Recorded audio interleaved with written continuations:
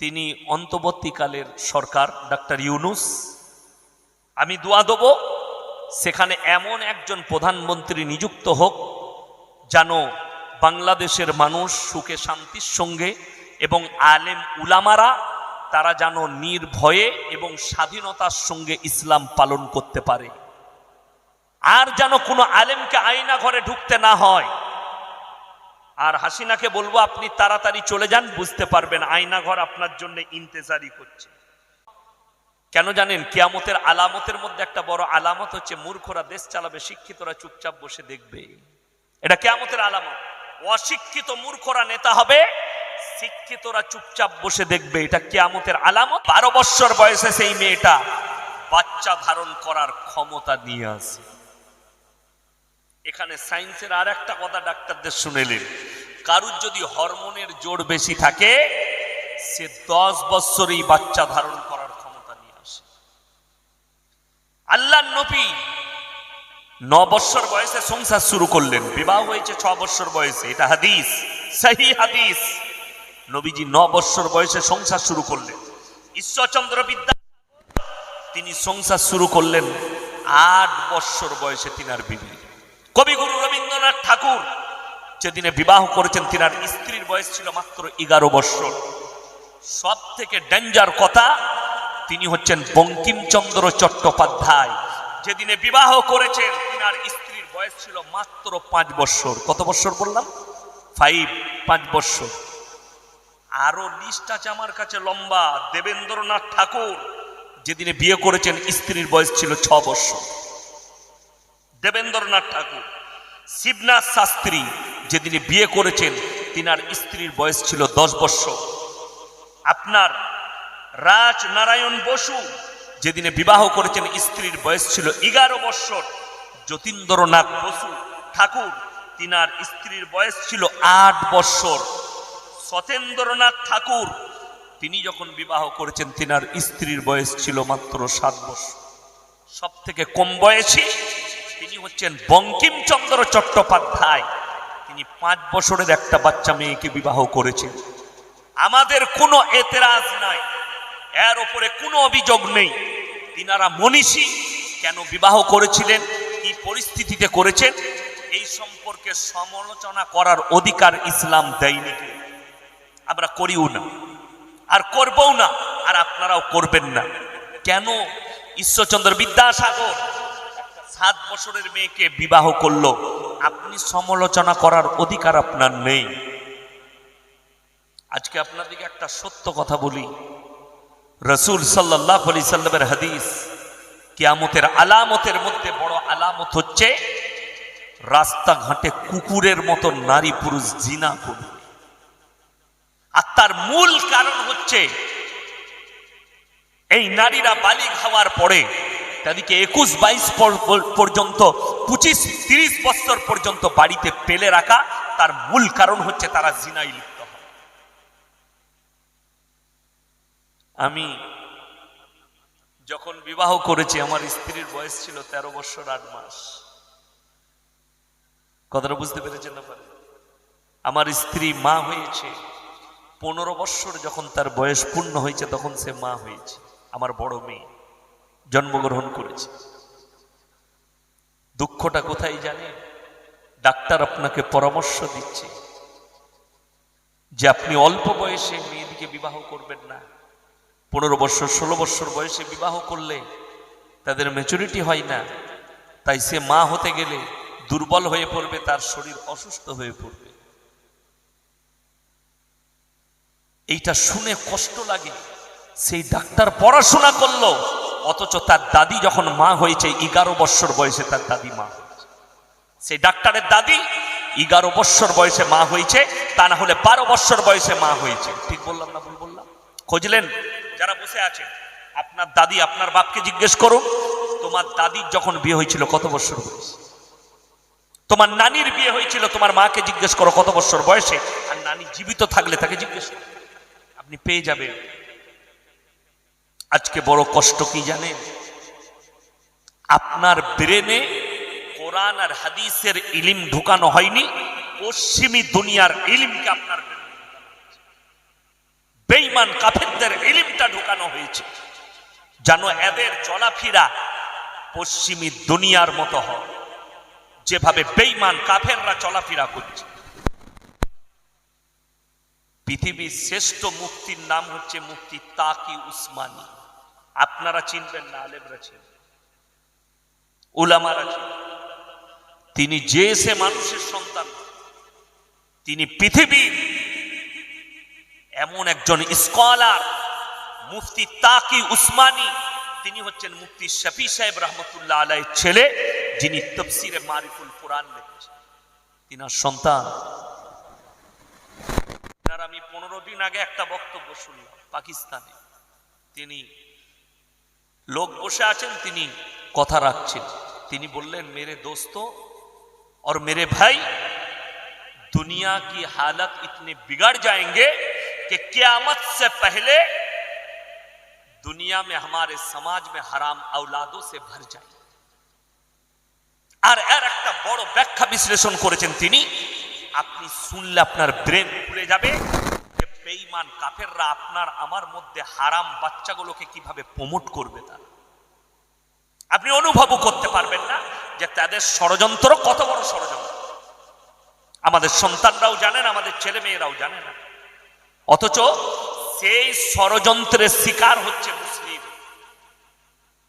আপনারা এতগুলো মানুষ বসেছেন, ইমানদারির সঙ্গে মোল্লাপাড়ার মানুষ বলুন তো, যে কে জানে যে প্রত্যেকটা মুসলমান নরনারীর জন্য দ্বীনি শিক্ষা অর্জন করা ফরজ? সবাই জানেন না জানেন? কথা বলেন, জানেন?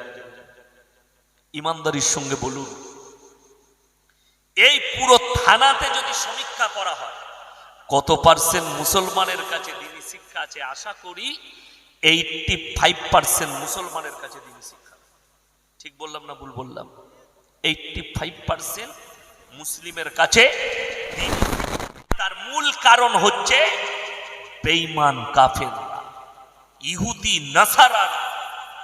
তারা আপনাকে মুগ্ধ করে দিয়েছে তাদের রং লীলাতে।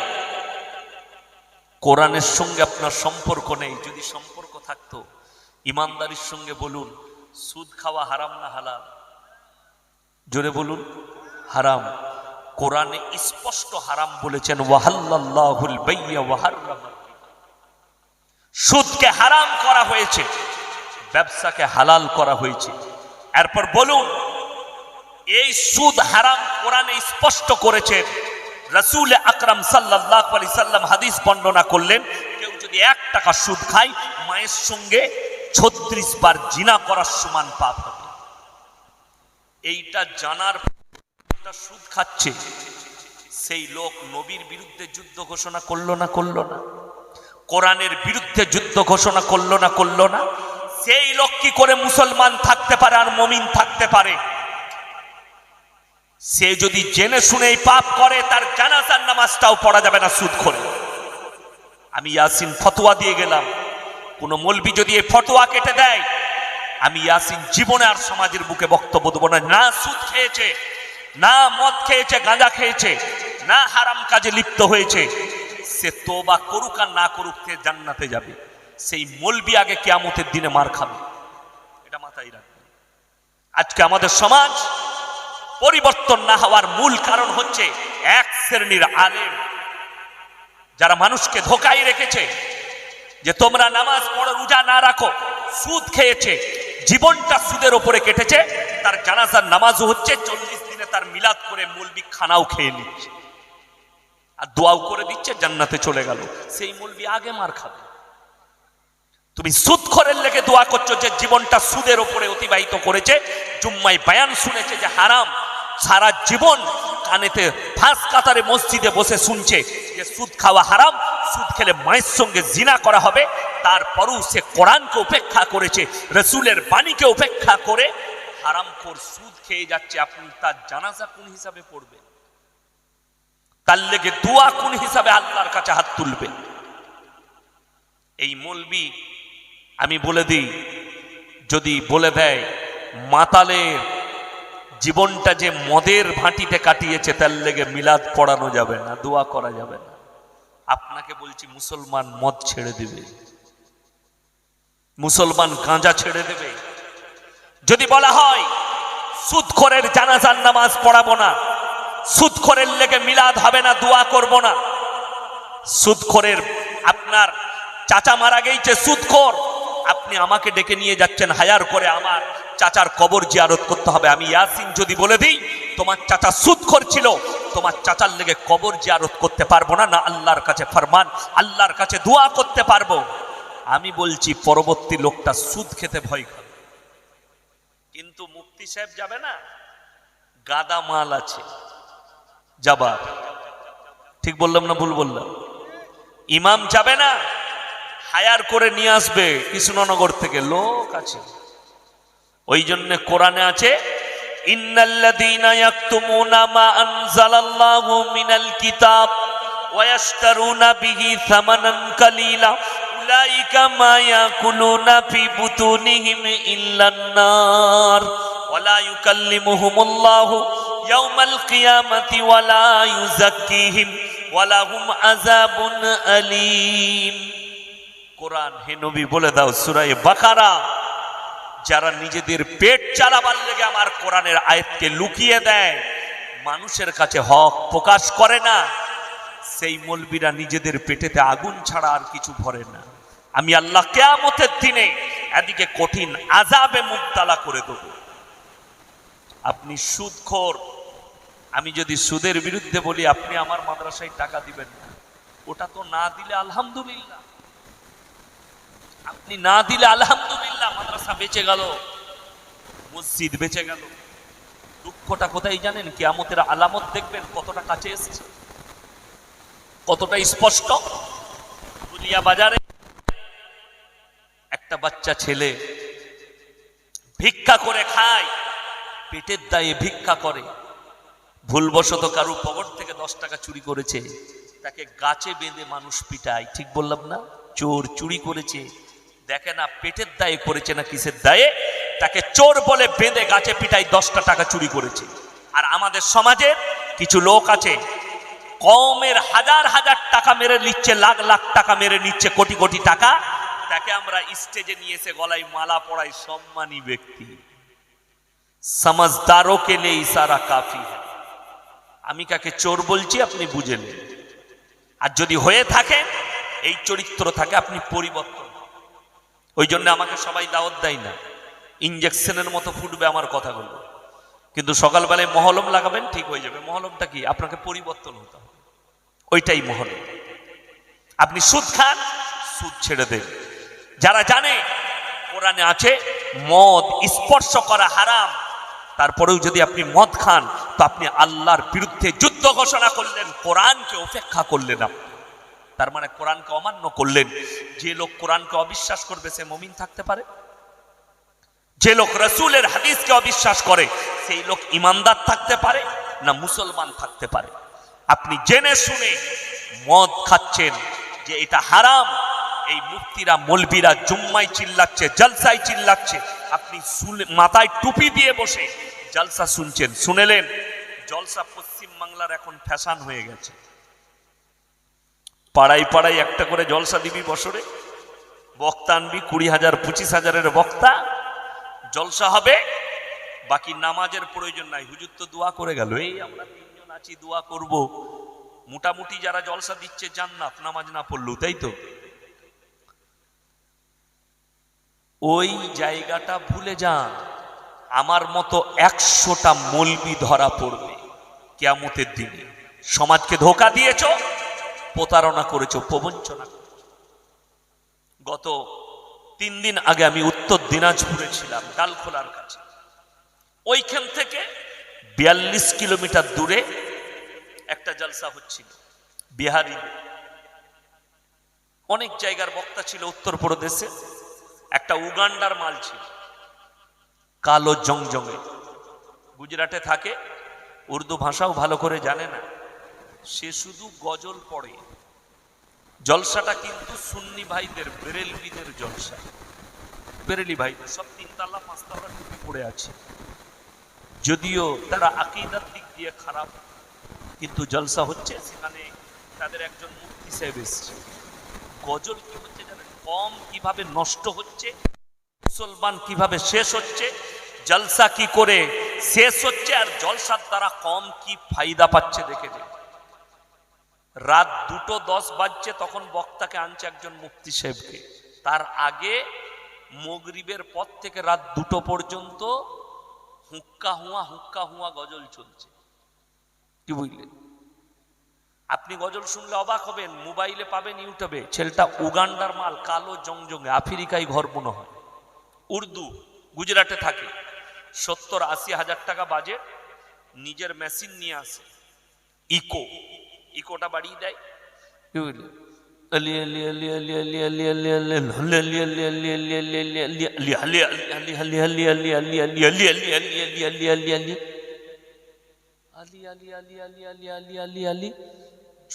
মোটামুটি 15 মিনিট আলি করে, আর সামনে যে শ্রোতারা আছে কে কে গুটকা খোর, জিলাপি খোর, বিড়ি খোর, সিগারেট খোর, গাঁজা খোর যুবকরা আছে।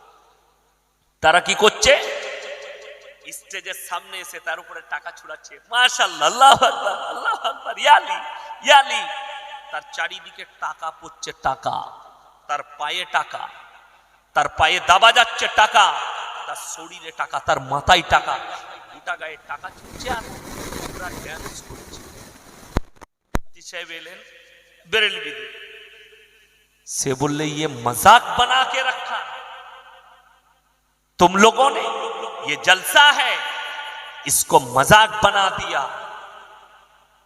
যদিও সে বেরেলবি মুফতি, কিন্তু সে হক কথা বলেছে, হক বলেছে, এটা জন্যই সে আল্লাহর কাছে নেকি পাবে। স্টেজে ঝগড়া, আপনি বলা, আপনি কেন প্রতিবাদ করলেন? क्यों आपने बोला इनको, ये मेहमान हैं? अबे बना रहे हो। আমার সামনে যদি কোনো গায়ককে নিয়ে এসে ড্যান্স করান আর আমাকে তারপরে বায়ান করাতে দেন, আমি বায়ান করব না, তাকে আঁকছিলা করে ছিলবো। কথা বলেন, আঁকছিলা করে ছিলবো তাকে, অত সোজা নয়। তো একজন গায়ককে নিয়ে এসে, অথচ আমি কসম করে বলতে পারি যে मौलवी कोटा वो स्टेज बसेছিল, जो लोग बैठे थे उन मौलवियों को पता नहीं है क्या पढ़ रहा, उसको खुद को मालूम नहीं इसका मतलब क्या है, ये पढ़ क्या रहा। অথচ সমাজ মনে করছে এটা ইসলাম। আমার মুসলমান ভাই, অনুরোধ করে বলে যাচ্ছি, সবাই কোরআনের সাথে সম্পর্ক করবেন, জোরে বলুন ইনশাআল্লাহ। এই আলেমদের সঙ্গে সম্পর্ক করুন। এখন আপনার ঈমান বাঁচানো দুর্দায়ী হয়ে গেছে, কোরআনের টাচে আসতে হবে। আজকে অবাক লাগে, সমাজের প্রতি দুঃখ কোথায় জানেন? একটা বাচ্চা মেয়ে মাধ্যমিক দিয়েছে 16 বছর বয়সে, ফার্স্ট ডিভিশন পাস করেছে, নানাকে ফোন করে বলছে, নানা আমি ফার্স্ট ডিভিশনে পাস করেছি গো। পাস করেছো? বাহ, আলহামদুলিল্লাহ। কি লিবে বলো? বলে স্ক্রিন টাচ একটা ভালো মোবাইল চাই, ভিভো Y20। নানিকে বলছে ভিভো Y20 চাই, লাখনি চেয়েছে, পয়সা নাই, কারো কাছে 5000 ধার করেছে, আর নানি কোপরে কাপড় গুঁজে গিয়ে রাস্তায় বেরিয়ে গ্রুপ লোন নিয়েছে 10,000, লাতনিকে মোবাইল কিনে দিতে হবে, দিয়ে 15,000 টাকার একটা মোবাইল কিনে দিয়েছে, যেটার দ্বারা সে জিনায় লিপ্ত হচ্ছে, যেটার দ্বারাই তার জিন্দগি বরবাদ। এক তো হারাম কাজ করেছে, হারাম টাকা নিয়ে হারাম জিনিস কিনে দিয়েছে। আপনারা বলুন, বাংলা মানে কোরআন বেরিয়েছে না বেরোয়নি? কথা বলুন, বেরিয়েছে? আমি মনে মনে করছি, আশা করি এখানে যদি 100টা ফ্যামিলির লোক থাকেন, 70টা ফ্যামিলিতে একটা বাংলা মানে কোরআন নাই। ঠিক বললাম না ভুল বললাম? আপনি লাতনিকে 15,000 টাকার মোবাইল কিনে দিতে পেরেছেন পাপ করার জন্য, জিনা করার জন্য, কিন্তু আপনি তাকে একটা 500 টাকা দামি বাংলা মানে কোরআন কিনে দিতে পারেননি, নামাজ শিক্ষার বইটা দিতে পারেননি, দুটো বড় আলেমের লেখা তারবিয়তের বই দিতে পারেননি, যেটার দ্বারা তার আখলাক হবে। মা আয়েশার জীবনীর বই কিনে দিতে পারেননি, হযরতে উম্মে কুলসুমের জীবনীর বই কিনে দিতে পারেননি। এইটাই হচ্ছে দুর্বলতা। আপনি তাকে দিলেন হাতে তুলে বেঈমান কাফেরদের তৈরি জিনা করার একটা রাস্তা জরিয়া তাকে দিলেন আপনি। কত দুঃখ লাগে আজকে সমাজে। 100টা যদি এখানে স্টুডেন্ট বসে থাকে, আমার মনে হয় 80টা যুবক সে জানেই না আরবি 12টা মাসের নাম, তালবিল ইলম ছাড়া। আর আপনি জিজ্ঞেস করুন আমাদের মাদ্রাসা নাজেরা ক্লাসের একটা তালবিল ইলমকে জিজ্ঞেস করলেও 12টা আরবি মাসের নাম বলবে। ঠিক বলছিলাম? 12টা আরবি মাসের নাম আপনাকে বলে দিব। 12টা। বড় দুঃখের বিষয়, আপনার ছেলে আপনার মেয়ে 12টা আরবি মাসের নাম জানে না, কিন্তু ও তারিখ লিখে রেখে দিয়েছে 1 জানুয়ারি কবে হবে। ও তারিখ লিখে রেখে দিয়েছে 25শে ডিসেম্বরটা কবে। আপনি কি বলছেন এই মায়াপুরে মুসলিম ছেলেরা 25শে ডিসেম্বর পালন করে না? বিশাল। আমি বলে যাচ্ছি, যারা 25শে ডিসেম্বর পালন করো, যারা 1 জানুয়ারি পালন করো, এই মায়াপুরের লোক, মায়াপুরের মানুষ, আমি ইয়াসিন বলে যাচ্ছি, কোরআনে আছে গায়রিল মাগজুবি আলাইহিম ওয়ালাদ-দাল্লিন। মাগজুম মানে ইহুদি, দল্লিন মানে নাসারা। এই দুটো দলই পদভ্রষ্ট এবং এদের যারা অনুসারী হবে তারাও পদভ্রষ্ট।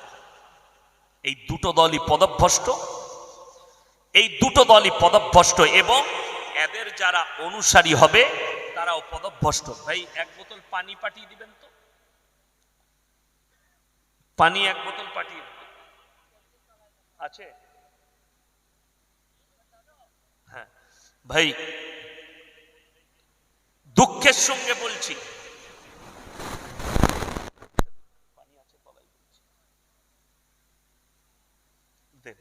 একটা বোতল দিদি।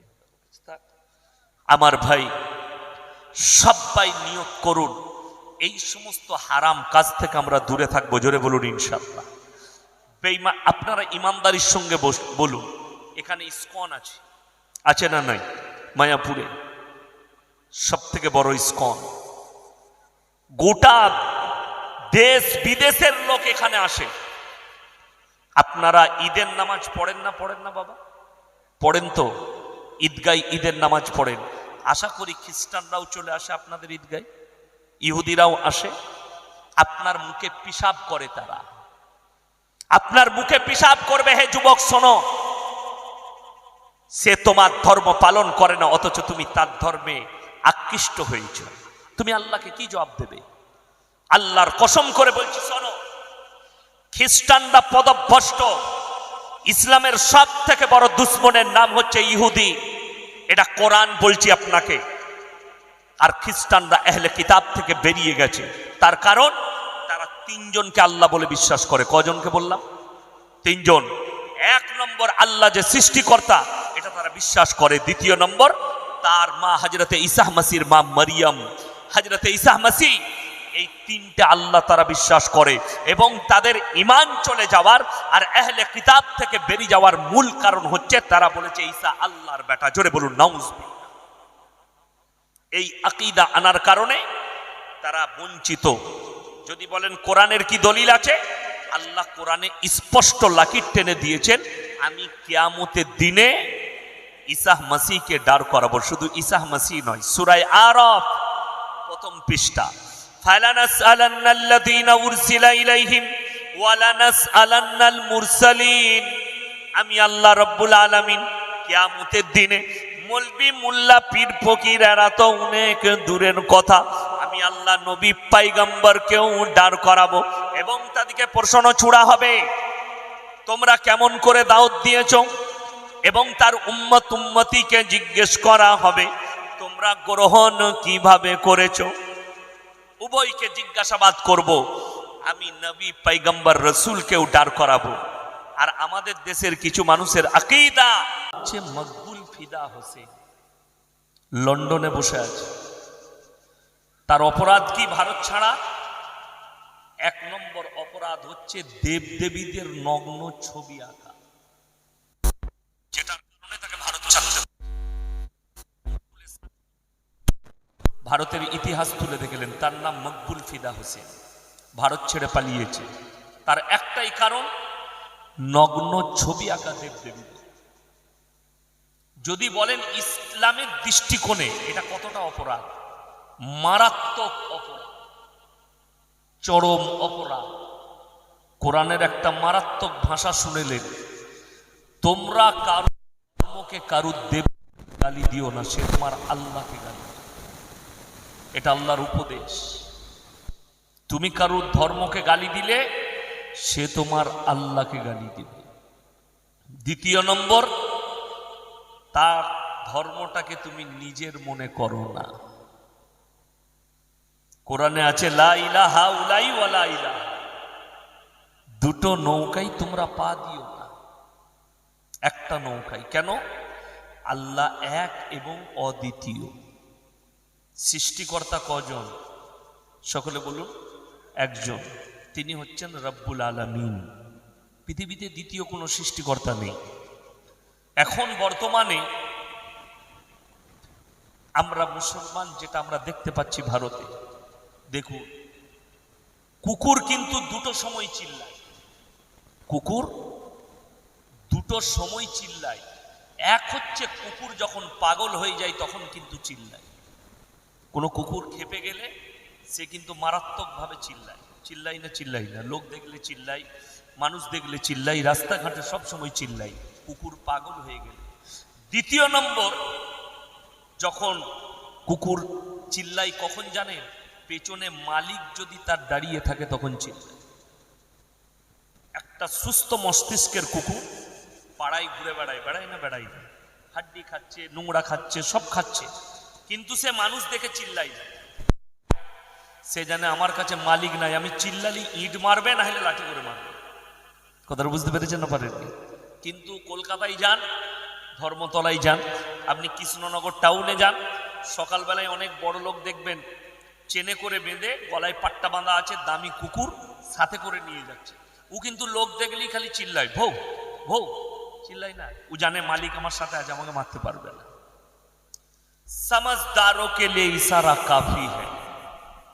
কোরআনের বিরুদ্ধে, ইসলামের বিরুদ্ধে, রসুলের বিরুদ্ধে, দাড়ি টুপি মাদ্রাসা মসজিদের বিরুদ্ধে যে কুত্তাগুলো চিল্লাচ্ছে, হয় পাগল হয়ে গেছে, তা না হলে পেছনে মালিক দাঁড়িয়ে আছে, যার কারণে এতগুলো খারাপ কথা বলা হচ্ছে। আজকে আমি আপনাদেরকে ঠোস দলিল দিয়ে যাব, মারাত্মক দলিল।